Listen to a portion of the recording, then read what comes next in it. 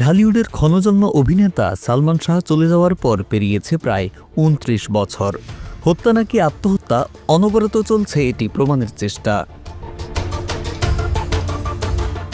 তবে প্রমাণ না হলেও অকাল মৃত্যু নিয়ে তৈরি হওয়া রহস্যের জট এবার হত্যা মামলায় রূপ নিয়েছে। সেই মামলায় সালমান শাহের সাবেক স্ত্রী সামিরা, আজিজ মোহাম্মদ ভাই, ডনসহ ১১ জন আসামি রয়েছেন এবং তাদের দেশত্যাগে নিষেধাজ্ঞা জারি করেছেন আদালত। সাউথ টাউনে হোক আপনার স্বপ্নের আবাসন, শতভাগ রেডি প্লট, সাথে সাথেই সাফ কাবলা রেজিস্ট্রি। ইতোমধ্যে আত্মসমর্পণের ঘোষণা দিয়েছেন সালমান শাহ হত্যা মামলার প্রধান আসামি খলনায়ক ডন।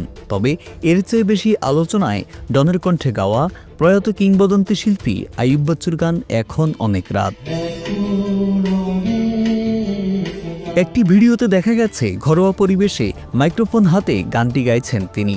মুহূর্তেই ভিডিওটি সামাজিক যোগাযোগ মাধ্যমে ছড়িয়ে পড়ে। মাত্র কয়েক ঘন্টার ব্যবধানে গানটি কয়েক লাখ ভিউ ছাড়িয়ে গেছে।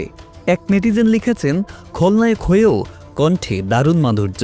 আরেক নেটিজেন লিখেছেন, গানটা শুনে পুরনো দিনের কথা মনে পড়ে গেল।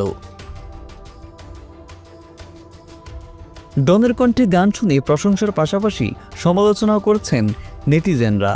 সালমান শাহের খুনি আখ্যা দিয়ে দ্রুত তাকে গ্রেপ্তারের দাবি জানিয়েছেন তারা। কেউ কেউ লিখেছেন, গান গাইছেন ভালো, তবে এবার কারাগারে বসে গান গাওয়ার প্রস্তুতি নিন।